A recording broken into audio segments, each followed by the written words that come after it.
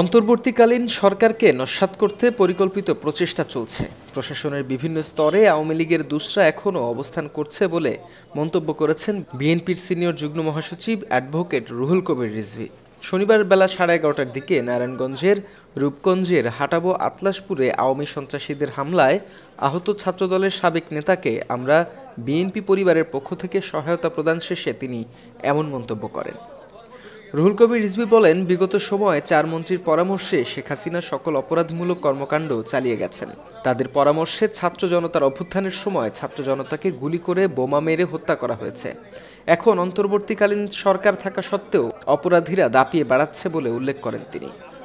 এর আগে আমরা বিএনপি পরিবারের প্রতিনিধি দলটি আহত ভুলতা ইউনিয়নের 3 নং ওয়ার্ড ছাত্রদলের সাবেক সভাপতি দোলন ভূঁইয়ার স্বাস্থ্যের সার্বিক খোঁজখবর নেন। পরে তার হাতে আর্থিক সহায়তা তুলে দেওয়া হয়। এ সময় উপস্থিত ছিলেন আমরা বিএনপি পরিবারের আহ্বায়ক আতিকুর রহমান রুমন, সদস্য সচিব মমিন মিথুন, জেলা যুবদলের সদস্য সচিব মশিউর রহমান রনি সহ স্থানীয় নেতাকর্মীরা উপস্থিত ছিলেন। আজকে ডক্টর ইউনূস সাহেব যখন তত্ত্বাবধায়ক সরকারের প্রধান, তখন কেন আজও সমাজের মধ্যে অপরাধীরা, দুর্বৃত্তরা আজকে দাপিয়ে বেড়াচ্ছে? আমরা শুনেছি যে 4 জনের পরামর্শে শেখ হাসিনা সকল অপরাধমূলক কাজ করেছে। ওবায়দুল কাদের, সালমান এফ রহমান, আনিসুল হক,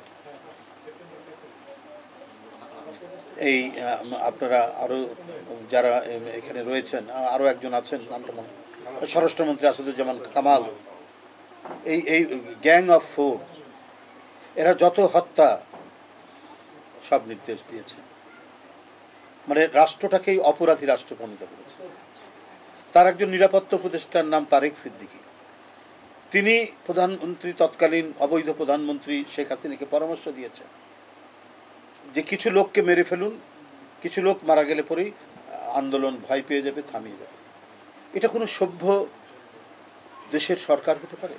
এটা কোনো সভ্যতার লক্ষণ হতে পারে? এই যে বিকট রক্ত পিপাসু মনোবৃত্তি নিয়ে শেখ হাসিনা দেশ পরিচালনা করছিলেন, সেখান থেকে মানুষ প্রত্যেকে ছটপট করছিল। গুমোট এক পরিস্থিতির মধ্যে মানুষ ছটপট করেছে। সেই অবস্থা পুনরাবৃত্তি তো মানুষ চায় না। মানুষ তো 5ই আগস্ট থেকে একটু স্বস্তি পাচ্ছিল। তার আজকে দোলন ভূঁইয়ার মতো একটি ছেলে, দলের একেবারে সামান্য একটা কর্মীর মতো, দলের একজন নিবেদিত প্রাণ কর্মীর মতো সে কাজ করত। নিরীহ ছেলে, 1 ভাই বিদেশে থাকে, বোনদের বিয়ে হয়েছে, 2 বোনের বিয়ে হয়েছে, আর 2 বোন বাকি আছে। একেবারে সামাজিক ভদ্র একটা পরিবার। সে কিছু অন্যায়ের প্রতিবাদ করেছে। এই কারণে ওই দোসরদের, দুর্বৃত্তরা আজকে নানা প্রোটেকশনে সমাজের মধ্যে অপরাধ করে বেড়াচ্ছে। বালুমহল, পাথর তোলা, নানা কাজের মধ্যে এরা ইনভলভ আছে।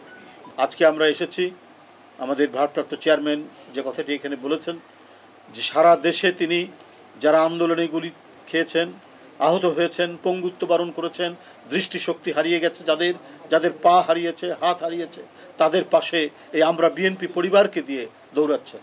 আতিকুর রহমান রুমন এবং মিথুন এরা সারা বাংলাদেশে দৌড়ে যাচ্ছে তারেক রহমানের পক্ষ থেকে তাদের সাথে দেখা করার জন্য। এইভাবে যারা দুষ্কৃতিকারীদের দ্বারা আহত হচ্ছেন, শুধু ও তো আমাদের দলের একজন নিবেদিত প্রাণ কর্মী বলে নয়, সাধারণ মানুষও যদি কেউ আক্রান্ত হচ্ছেন, আঘাতপ্রাপ্ত হচ্ছেন, অথবা এমনিও যদি কেউ দুরারোগ্য ব্যাধিতে আক্রান্ত হচ্ছেন, তার পাশেও ভারপ্রাপ্ত চেয়ারম্যান অর্থাৎ মানবিক তাড়নায় বিএনপির নেতাকর্মীদেরকে পাঠাচ্ছেন এবং বিশেষ একটি সংগঠন আমরা বিএনপি পরিবার তৈরি করেছেন।